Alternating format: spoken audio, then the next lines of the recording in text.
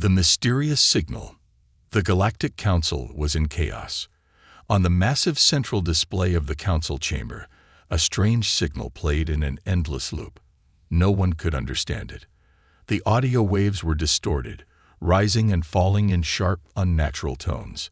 The visual data wasn't much better, just flickers of light that looked like flashes from an ancient star. But it came from a place no one expected: the Sol system. For centuries, the galaxy had ignored Sol. It was a backwater region of space with a tiny blue planet called Earth. The humans who lived there were unremarkable, primitive, violent, and stuck on their little world. Occasionally, their crude satellites sent out greetings to the stars, but they were mostly ignored. Yet now, this signal had changed everything. The room buzzed with heated discussions. The elder races, some of whom had ruled for millennia, dismissed the signal. "It's a malfunction," said Chairman Vithal, a towering insectoid with glittering green wings. "Humans are incapable of creating anything advanced enough to matter." But a younger representative, a reptilian from the Zerk species, disagreed. "This is no accident. The signal is too precise. It's a message, a warning." The debate grew louder. Some delegates wanted to ignore it, convinced that humanity was still far too primitive to pose any threat. Others were uneasy, citing rumors of rapid technological advancements on Earth. The tension only increased when an aide rushed into the chamber with an urgent update. "A scout ship," the aide gasped, antennae twitching nervously. "We sent one to investigate the source of the signal.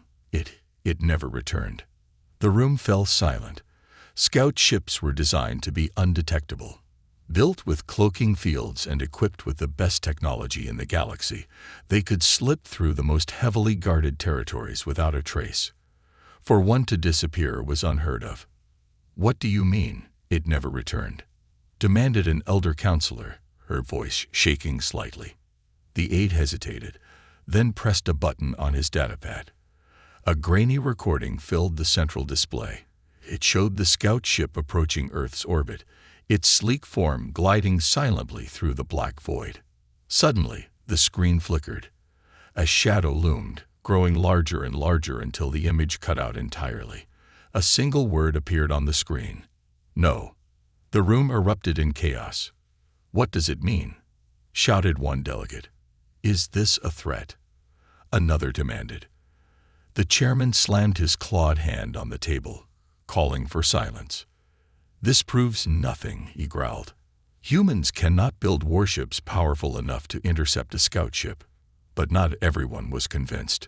Whispers began to spread among the council members. Rumors about humanity's experiments with artificial intelligence and advanced propulsion systems had been dismissed as myths. Until now. Could it be possible that Earth had developed weapons capable of challenging the galaxy's mightiest fleets? Meanwhile, in a dark corner of the council chamber, an information broker named Callan watched the proceedings with a smirk. Callan had seen the reports, unofficial ones that never made it to the council's archives. Earth's scientists were brilliant, but their progress had been driven by desperation. Humanity lived on a dangerous world filled with natural disasters, predators, and constant wars. They had no choice but to become masters of survival. That drive, Callan thought, could make them more dangerous than anyone realized. But Callan kept this to herself. Let the council argue. She would gather more data, and possibly make a fortune selling it to the highest bidder. Back in the chamber, the debate reached a critical point. "We must send a fleet," declared a delegate from the Galactic Empire. His muscular frame and battle scars showed he was no stranger to war. "If humans are preparing for conflict, we must strike first, and risk provoking them unnecessarily," countered the Zerk's representative. "We don't even know what their capabilities are. What if they're stronger than we think?" The council was at an impasse. Finally, Chairman Vithal raised his wings in a gesture of authority. "Enough," he declared. "We will send another probe, a stealthier one. If the humans have indeed advanced, we will find out. Until then, no rash actions." The decision was made, but it brought little comfort. As the council adjourned, the delegates left in uneasy silence. Even the most confident among them couldn't shake the image of that shadow on the recording. What kind of ship could detect and destroy a cloaked scout so easily? And what was the meaning of that single chilling word? No. Far away, on the edge of the Sol system, the humans monitored the situation. Hidden deep within an asteroid field, a massive warship hummed quietly. Its sleek black surface absorbed all light, rendering it invisible to most sensors. Inside, a crew of humans watched the alien transmissions with grim determination. "They're getting nervous," said a young officer, her eyes fixed on the screen. "They should be," replied the captain, a tall man with a sharp gaze. "They think we're weak because we've been quiet, but we've had enough of being ignored." The captain turned to the communications officer. "Send another signal," he ordered. "Make sure they know we're ready." The officer nodded and typed a series of commands. Moments later, a new signal rippled out into the galaxy. It was louder, clearer, and impossible to ignore. The message was simple: stay away from Earth, or face the consequences. The Council's dilemma. The Galactic Council chamber was unusually tense. For eons, the Council had been a symbol of peace, a place where the galaxy's most powerful species solved disputes with words, not weapons. But today, the polished marble halls echoed with frustration and fear. Chairman Vethel sat at the head of the table, his massive frame casting a shadow over the gathering. His compound eyes scanned the room, where representatives from dozens of species whispered nervously. The mysterious disappearance of the scout ship had shaken even the most arrogant among them.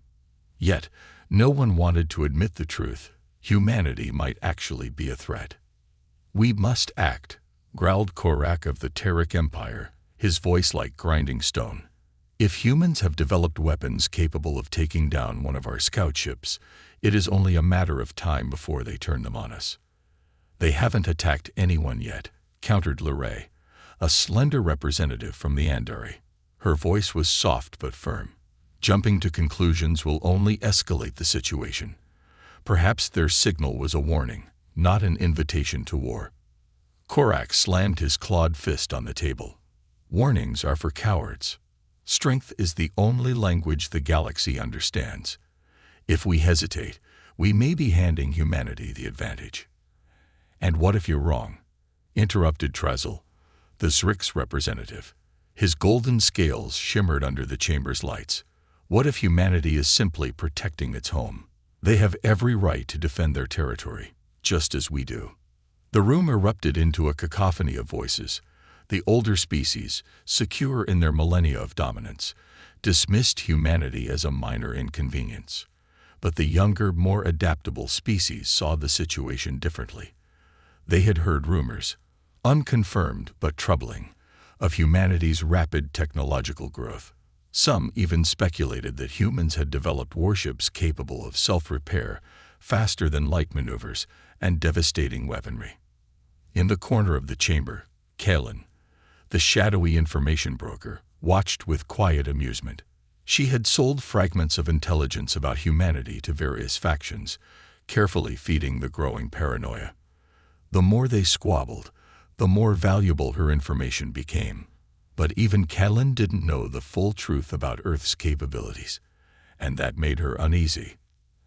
As the debate raged on, an aide approached Chairman Vethal and whispered in his ear. The chairman's wings fluttered in irritation as he listened. He raised a clawed hand, silencing the room. "We have received another signal," he announced. The chamber fell silent. All eyes turned to the central display, where the new transmission appeared.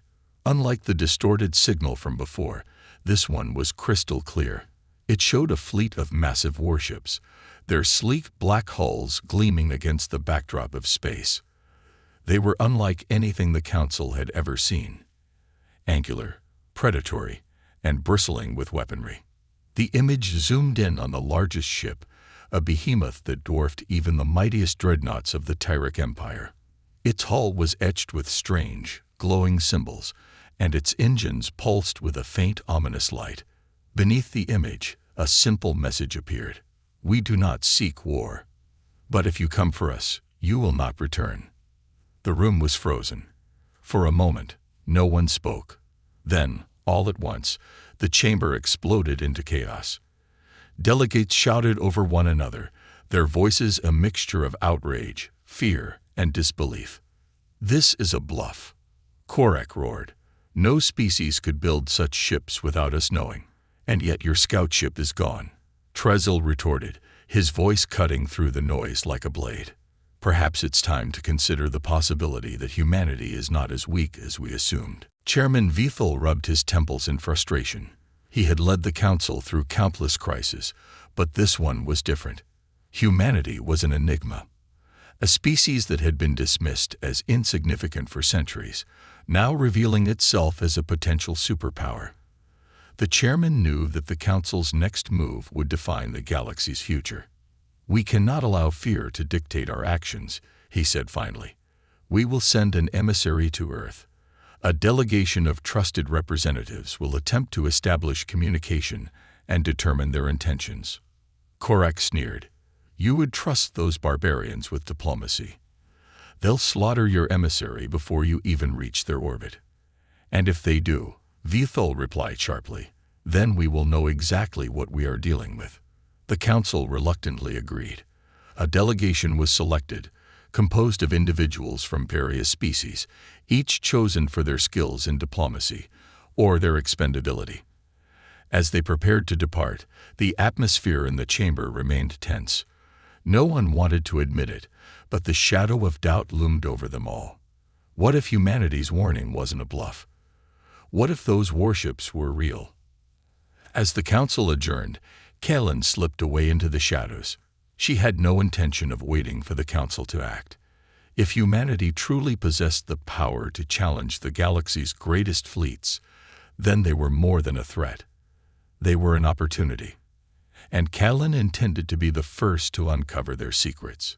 Far away, deep within the asteroid belt surrounding Earth, the human fleet stood ready.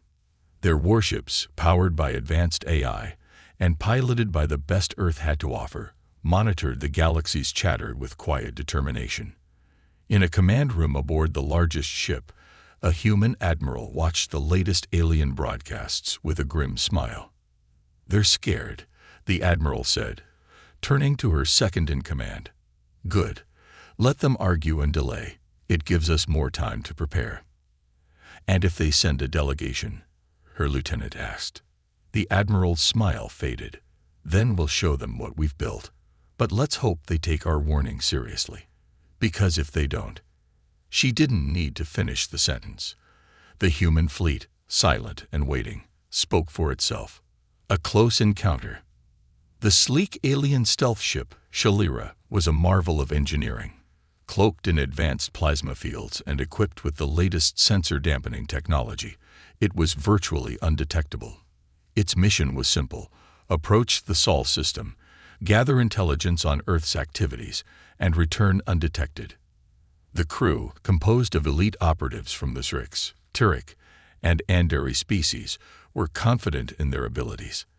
After all, no one in the galaxy had ever spotted a Shalira, let alone caught one. As the ship crossed into the outer edge of the Sol system, its captain, Commander Tyrannus, reviewed the latest reports.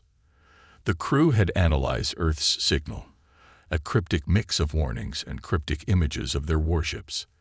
Though the message seemed clear, it lacked tangible proof. Tyrannus was determined to gather undeniable evidence, no matter the cost. Status? Tyrannus asked, his deep voice reverberating through the dimly lit bridge. Cloak is stable, replied the Andari technician, her fingers gliding over glowing controls. No sign of detection. Earth's defenses are primitive. A ripple of laughter spread among the crew. The notion of humans detecting the Shalira seemed laughable. But Tyrannus didn't join in.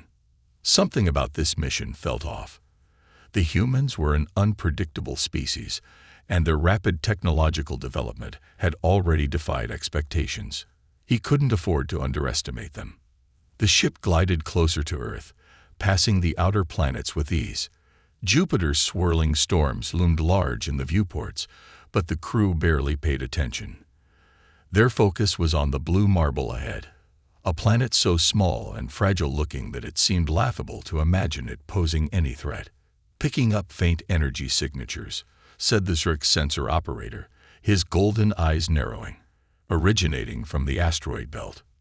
Tyrannus frowned. "Energy signatures? What kind?"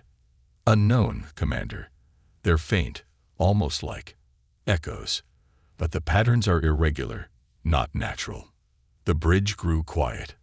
The asteroid belt was supposed to be a wasteland of rocks and debris. What could be generating energy out there?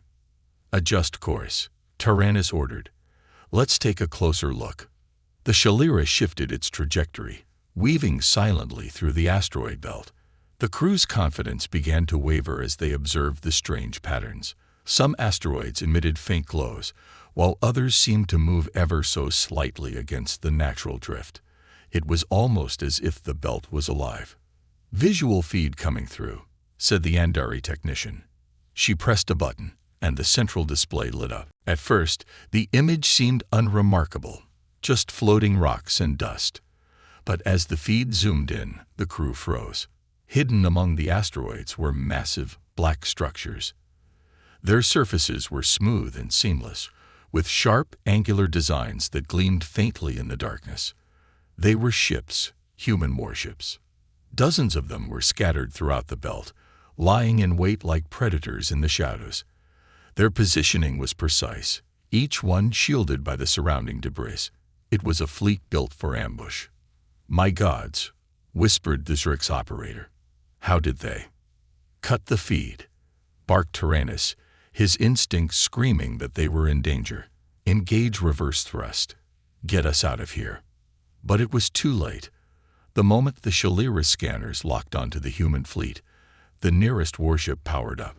Its surface shimmered, the black hull rippling as if waking from a long slumber. Bright red lights illuminated along its sides, and its massive cannons swiveled to face the stealth ship. "Energy spike detected," shouted the technician. "They've found us." Tyrannus clenched his fists. "Impossible. We're cloaked." The human warship didn't care. A pulse of light surged from its hull, followed by a deafening silence. The Shalira shuddered violently as its cloaking field failed, exposing it completely.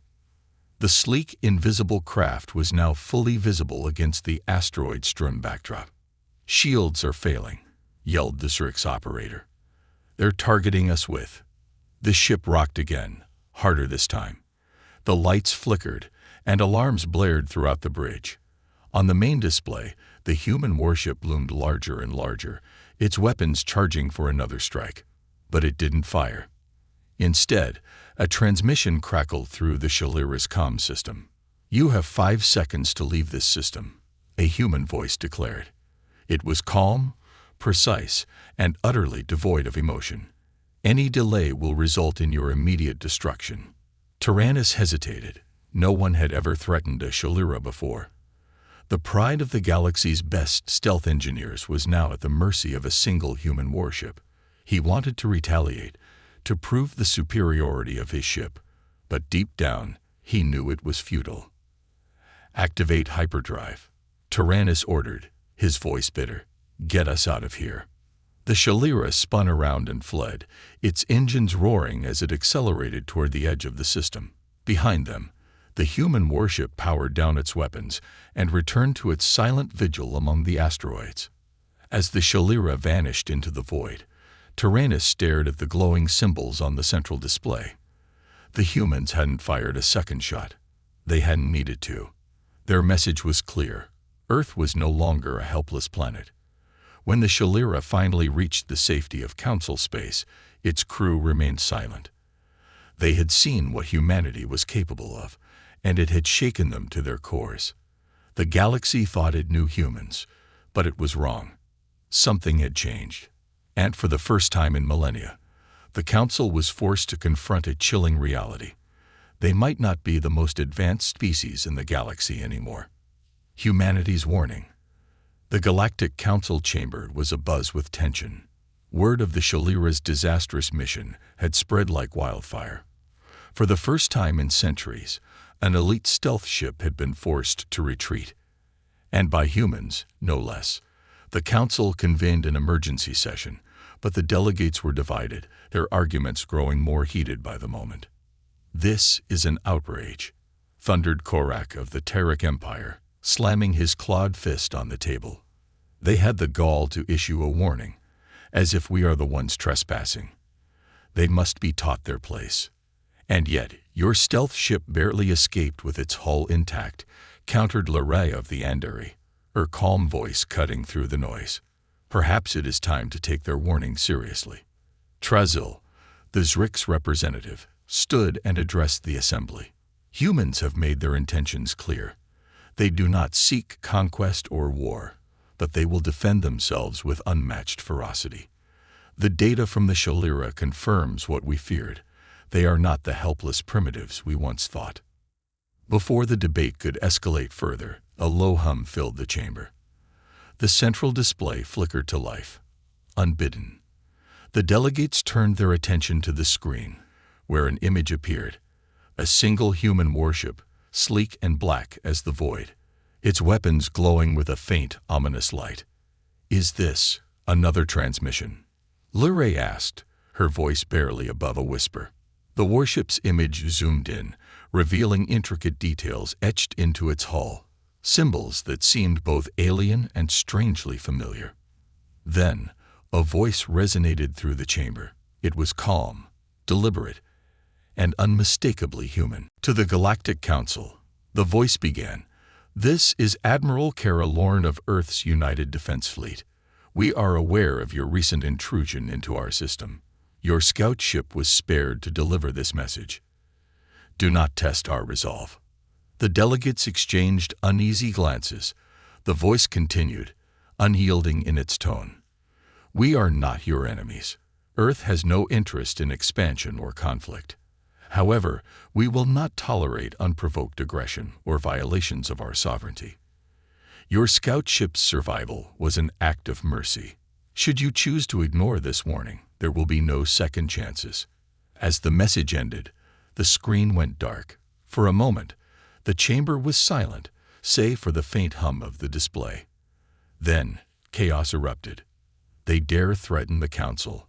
Korak roared, his spines bristling. "This is an act of war."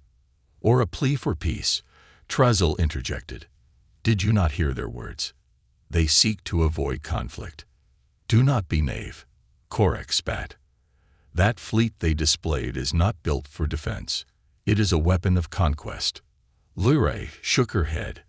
"And yet they have not used it. They could have destroyed the Shalira, but they chose not to. That is not the behavior of conquerors." As the delegates argued, Chairman Vethel raised a clawed hand, commanding silence. His voice, sharp and authoritative, cut through the noise.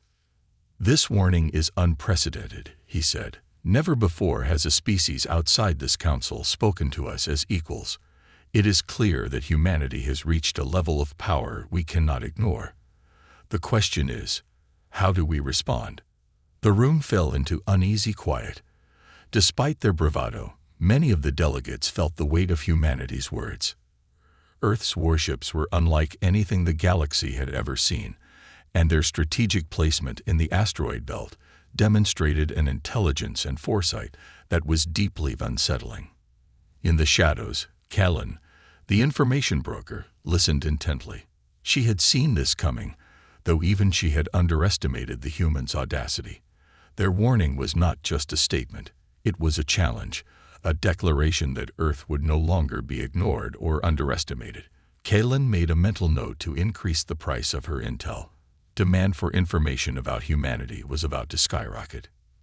Meanwhile, aboard the flagship Erebus, Admiral Kara Lorne reviewed the transmission logs. She had watched the Galactic Council's reaction in real time, her sharp eyes noting every flinch and every whispered word. The Council was predictable, arrogant, divided, and unprepared for the reality humanity had become. "Do you think they'll listen?" asked her lieutenant, a young officer with an anxious expression. Kara smirked, her gaze never leaving the monitor. They'll have no choice. We've shown them just enough to make them cautious, but not enough to make them reckless. The lieutenant hesitated. And if they decide to attack? Kara's smirk faded, replaced by a steely resolve. Then we show them why Earth's fleet is feared. But for now, we let them argue. Their fear will do more to keep them in check than any weapon ever could. Back in the council chamber, Chairman Vithal addressed the delegates. We must tread carefully, he said. Humanity's warning is not an act of war, but it is a demonstration of strength. If we provoke them further, we risk a conflict none of us are prepared for. Despite his words, the tension in the room was palpable. The council was at a crossroads, and every delegate knew that their next decision could shape the galaxy's future. Would they seek peace with humanity, or would their arrogance drive them to war? Far away, the human fleet remained silent and waiting, their warships hidden among the stars. Earth's message had been sent. Now, it was up to the galaxy to decide how to respond. The truth about Earth's preparation. The galaxy had always seen Earth as an oddity, a dangerous yet insignificant planet. But deep within the heart of Earth's war machine, a different story was unfolding. Humanity's strength wasn't born from a thirst for conquest. It was forged in the fires of survival. On Earth, in a sprawling underground facility beneath the Rocky Mountains, a gathering of Earth's top military minds was underway. Holographic maps of the galaxy floated in midair, dotted with markers representing known alien civilizations. At the head of the table stood Admiral Kara Lorne, her eyes scanning the room filled with scientists, engineers, and strategists. Let's review, she began, her voice steady but commanding. Why do we have the fleet we have today? Why did we build this war machine? A young engineer, barely out of university, raised his hand hesitantly. To survive, he said. To ensure humanity can stand against any threat. Admiral Lorne nodded. Exactly. But why did we assume we face a threat in the first place? The room fell silent. Everyone present knew the answer, but no one wanted to voice it. Finally, an older scientist, Dr. Evelyn Merrick, spoke up. Because the galaxy isn't kind to species like ours. History shows that emerging civilizations are either assimilated, enslaved, or destroyed. Lorne's gaze hardened. And Earth? What have we faced? Dr. Merrick listed them off like a grim tally. Plagues, nuclear wars, asteroid impacts, climate disasters. And then, our first alien encounter, the incident over Proxima Centauri. The room tensed at the mention of Proxima Centauri. It was humanity's first and only contact with alien life before the Council's interference. A hostile faction, the Kraxel, had ambushed Earth's first interstellar ship, killing the crew and sending a message of dominance. It was that moment that had unified Earth in a way nothing else ever had. After Proxima, we knew, Lorne continued. The galaxy wasn't waiting to welcome us with open arms. We were alone, unprepared, and vulnerable. That's when the Unified Defense Fleet was born. The birth of the fleet. Decades of resource extraction and technological innovation followed. The asteroid belt became humanity's hidden shipyard, its natural debris shielding the construction of the first stealth-capable warships. Earth's brightest minds worked tirelessly, developing advanced propulsion systems, self-repairing hulls, and AI-assisted targeting systems. The goal wasn't conquest, it was survival. Humanity's engineers thought differently from the rest of the galaxy. Instead of building large, cumbersome ships that flaunted their power, Earth focused on precision and efficiency. Warships were designed to ambush, confuse, and outmaneuver their enemies. Every vessel could function independently, adapting to battlefield conditions without waiting for orders. The crown jewel of this fleet was the Erebus, a massive dreadnought unlike any the galaxy had seen. Its hull was composed of adaptive nanomaterials, capable of regenerating after a direct hit. Its weaponry included railguns that could fire at near-light speeds and energy shields capable of absorbing and redirecting attacks. But its true power lay in its AI core, a learning system that could analyze enemy strategies in real time and adjust tactics accordingly. The strategic mindset. Back in the war room, a holographic projection of the Erebus appeared, its sleek form rotating slowly. Admiral Lorne pointed to it. This ship isn't just a weapon. It's a statement. We built it not to invade, but to make it clear. If you come for Earth, you won't leave. The younger officers nodded, but one of them, a tactical analyst named Reed, raised a concern. But doesn't this level of preparation make us look aggressive? The Council might see us as a threat. Dr. Merrick responded before Lorne could. The Council doesn't fear us because of what we've built. They fear us because of what we represent. Resilience. Adaptability. They've grown complacent, relying on centuries of dominance. We've built a fleet in less than half a century. To them, that's terrifying.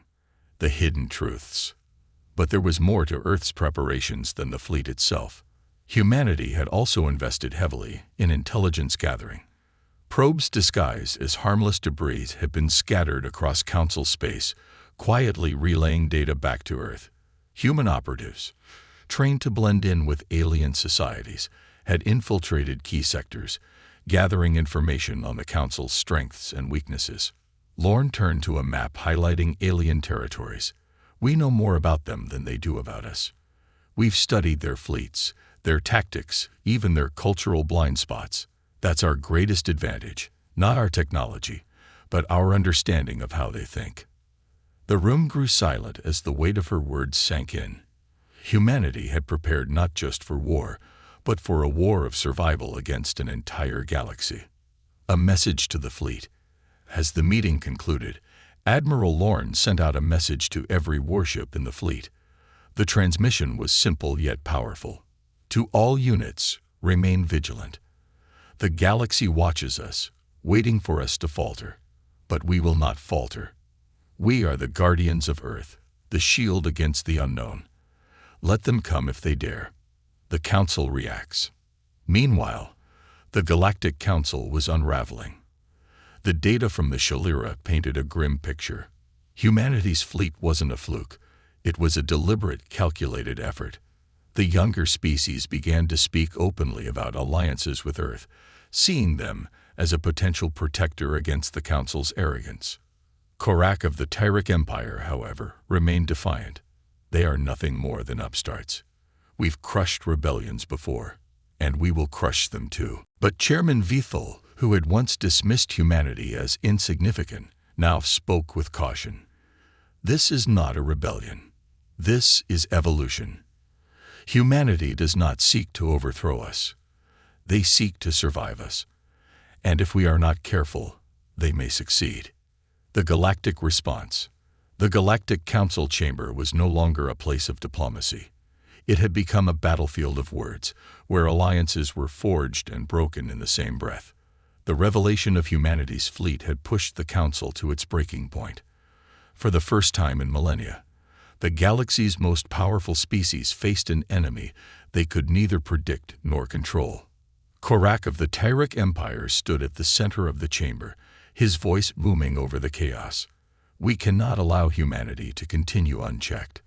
They have built weapons capable of challenging our fleets. If we wait, we give them the advantage. We must strike now. Several of the elder species, their pride bruised by humanity's defiance, roared in agreement. But the younger species were not so easily swayed. Trazil of the Zrix raised a hand, his golden scales shimmering under the chamber lights. Strike them, he countered, his voice calm but firm. You mean risk total annihilation. The data is clear. Their warships are faster, more advanced, and strategically superior. If we attack, we provoke a war we cannot win. They've given us no choice. Korak growled. Do you suggest we grovel before these primitives? Luray of the Andari stepped forward, her elegant form radiating authority. Primitives. That is what we called them centuries ago. Today they are something else entirely. They are survivors, and they have made their stance clear. They do not seek war. They seek peace, but they will not be bullied. The chamber erupted again, a cacophony of voices arguing over whether humanity was a threat to be eliminated or an ally to be courted. Chairman Vethel slammed his clawed hand on the table, silencing the room. "We are not here to debate semantics," he said, his voice sharp. "The question is simple. How do we ensure the galaxy's stability in the face of this human enigma?" A divided galaxy. Outside the council chamber, the galaxy itself was fracturing. News of humanity's fleet spread quickly, sparking fear, admiration, and, in some cases, hope. The younger species, often marginalized by the elder empires, saw humanity as a potential ally, a force capable of challenging the status quo. For the first time, whispers of rebellion against the council began to circulate. On the fringes of council space, a small coalition of outlier species, known as the Fringe Alliance, openly declared their intention to seek an alliance with Earth. Their leader, a charismatic avian named Syrinx, spoke passionately about the need for change. "The Council has ruled through fear and dominance for too long," Syrinx declared in a broadcast that reached billions. "Humanity represents something new, a species that has faced impossible odds and emerged stronger. We do not fear them, we welcome them." This declaration sent shockwaves through the galaxy. The Council's authority was already fragile, and the growing support for humanity threatened to shatter it entirely. The rogue attack. Not everyone was content to wait for diplomacy to play out. In a remote sector of space, a rogue faction of the Galactic Empire launched a surprise attack on a human listening post near the edge of the Sol system. The post, a seemingly small and undefended station, was an easy target, or so the attackers believed. The Galactic fleet descended on the station with overwhelming force, unleashing a barrage of plasma fire. But as the first wave of ships approached, the station activated a defensive grid. Hidden turrets emerged from its surface, firing precise beams of energy that disabled several Galactic ships before they could react. Moments later, the Erebus arrived. The massive human dreadnought appeared out of nowhere, its black hull blending seamlessly with the void. Without warning, it unleashed a devastating volley of railgun fire. The Galactic fleet was decimated in minutes, their ships reduced to debris. Those who survived were left adrift, their communications jammed, and their engines disabled. Admiral Lorne's voice echoed through the wreckage, broadcast to every surviving Galactic vessel. "This is Earth's response. Let it serve as a warning to those who think they can test our resolve." The Council's panic. The news of the attack reached the Galactic Council within hours. The destruction of an entire fleet by a single human warship left even the most arrogant species shaken. For Korak, it was a bitter humiliation. For others, it was proof that humanity's warnings were not empty. The humans did not seek this fight, Trazel argued during the emergency session. They were provoked, and they responded with precision. This is not a species that acts recklessly. They are calculating, deliberate, and far more disciplined than we ever gave them credit for. Korak, nursing his bruised ego, snarled, "They destroyed an entire fleet. How can you defend them?" Lyra stepped forward, her voice calm but icy. "Because they were attacked without provocation. What did you expect them to do? Surrender." Chairman Vethel, visibly weary, addressed the Council. "Enough. This attack has shown us two things: humanity's strength and their restraint. They could have destroyed the survivors, yet they did not. This is not the behavior of conquerors. It is the behavior of a species that values survival above all else." Humanity's next move. Back on Earth, Admiral Lorne convened with her War Council. The destruction of the Galactic fleet had sent a clear message, but it also raised new challenges. The galaxy was now fully aware of humanity's power, and the potential for further conflict was growing. "They'll come back," said Lieutenant Reed, pacing the command room. "The Council won't let this go." "They won't come directly," Lorne replied, her tone measured. "They'll test us through proxies, try to find weaknesses. We'll need to be ready." Dr. Merrick, seated at the far end of the table, spoke up. Perhaps it's time we take a more proactive approach. Let them see not just our strength, but our willingness to negotiate. Fear alone won't keep the galaxy at bay. Lorne considered this, her gaze fixed on the holographic map of the galaxy. You're suggesting we open communication with the Council? Merrick nodded. Not just the Council. The younger species, the ones who are already questioning the old ways. They could become allies. Lorne's lips curved into a faint smile. Then let's show the galaxy what Earth is truly capable of, not just in war, but in unity. The galaxy trembles. The Galactic Council chamber was eerily silent. The destruction of the rogue Tyrrhic fleet had left an indelible mark on every delegate present. For centuries, the Council had held the galaxy in balance, ruling through intimidation and the sheer might of their combined fleets. But now, a new force had emerged, a force they neither understood nor controlled. The name of that force was Earth. Chairman Vethel broke the silence, his voice measured but heavy with the weight of the moment. It is clear that humanity is not what we believed. Their strength is undeniable, and their discipline is equally impressive. We must decide. Do we engage them as enemies or approach them as equals? The room buzzed with whispered conversations. The elder species, prideful and set in their ways, struggled to accept the idea of treating humanity as anything other than an upstart. But the younger species, who had lived in the shadow of the Council's dominance, saw a different opportunity.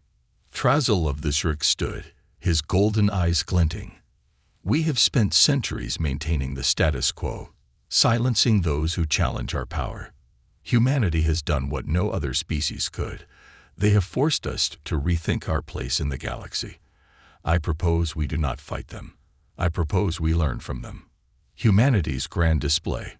While the Council debated, Earth made its next move.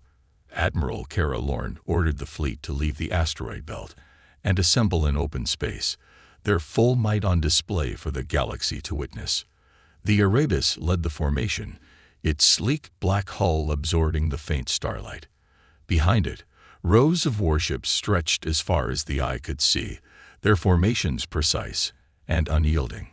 A single transmission was sent to the Council and broadcast across the galaxy. We are humanity. We seek peace, but we will not bow. If you wish to speak with us, you will meet us as equals.